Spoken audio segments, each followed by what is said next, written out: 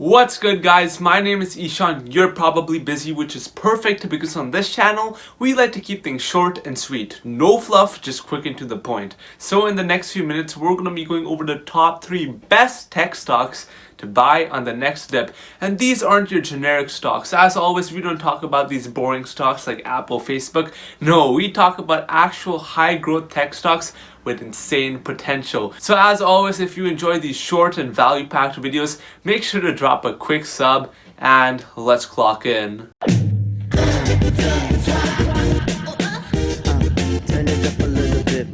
So I've called out a bunch of other tech stocks on my channel like Appian at $40, Elastic NV in the 90s, MongoDB, Domo, all which I highly recommend you look into and watch my videos on those because those stocks truly are ones with massive potential in the future. But anyways, today I'm coming back at you with a fresh set of new tech picks that have insane potential as well. So, stock number 1 is Servicenow. They are a software company that develops a cloud computing platform to help companies manage digital workflows for enterprise operations, and as you can see, their stock has been doing just insane. It's just been going up and up and up, and after doing my research and really digging into this company, I am fully convinced that this trend will continue. To put it simply, Servicenow automates repetitive tasks across different platforms. Companies can build flows to automate their processes such as HR, creating onboarding workflows within minutes. They can do this using Servicenow's Flow Designer, where no code has to be used, but it can be if needed.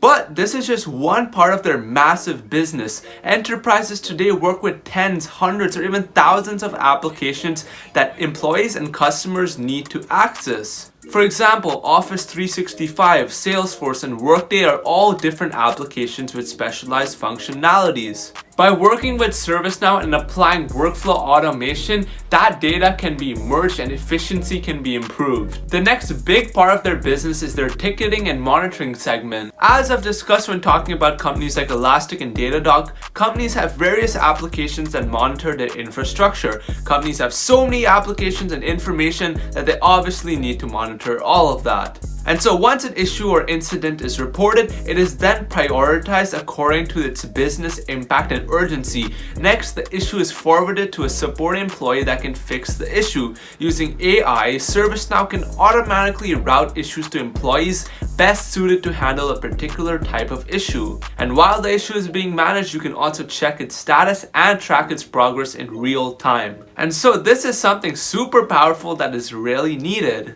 With companies using so many applications and workflows and also the need for efficiency, a tool like this is changing the game. Now just taking a look at the numbers, we really get to see the proof. The company is doing roughly $1 billion in revenue every quarter, growing at 30% year over year. That is just amazing. You don't see numbers like that often. Their odds are profitable, and not to mention, according to a Markets and Markets report, the digital transformation market is estimated to touch a staggering $665 billion by 2023, up from $290 billion in 2018. Digital transformation, which I just mentioned, is basically replacing non-digital or manual processes with digital processes, which is what Servicenow provides. Analysts are also expecting 24% growth next year, which the company will easily beat. That's not even a question. If you just take a look at the trends, the facts, they all point to more adoption of platforms like Servicenow that can replace manual labor tasks. The need to make processes faster and more efficient isn't going away anytime soon,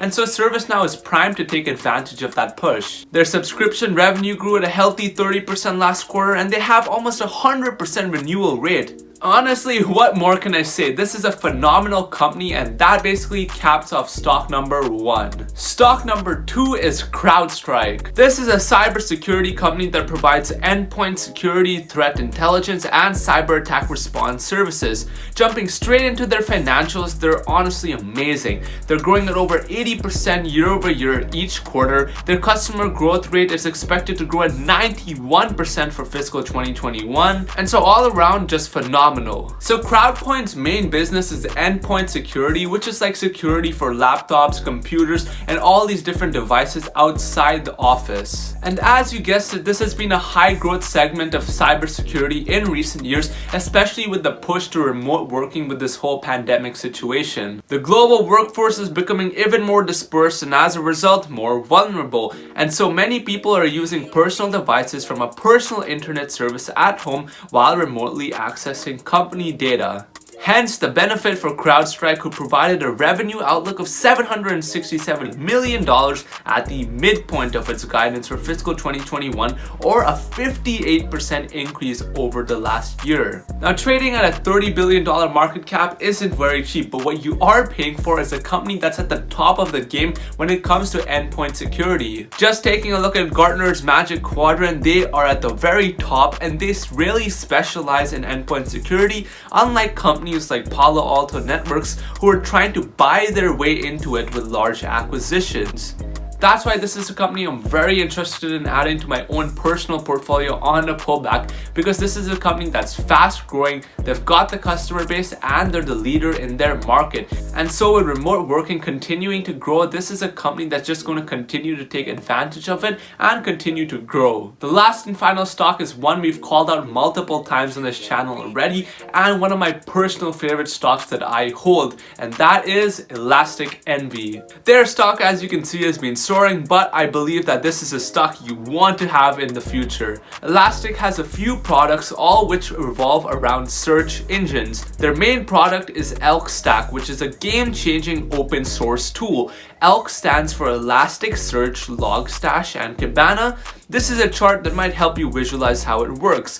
Logstash collects and transforms the data, Elasticsearch allows you to search through all that data easily, and Kibana is a tool that allows you to visualize that data by creating all these cool looking charts. This is a super powerful tool because if you think about it, companies have thousands upon thousands of logs, thousands of data, all this different stuff that they have to go through. And so having to go through that manually, that's just going to take forever. So a tool like Elastic is super powerful. With the continuous growth of big data expected to be worth over $100 billion by 2027, Elastic has an insane amount of room to grow. Taking a look at their financials, they're growing at 50%, 60%, 40%, which is just insane. There's just going to be so much data in the future, especially with the introduction of 5G, all the data, everything that's going to come through after that. Elastic is just primed to take advantage. And then it's obvious, as more and more businesses shift online during the pandemic, Elastic again will continue to benefit. So guys, these were my top 3 tech stocks to buy on the dip.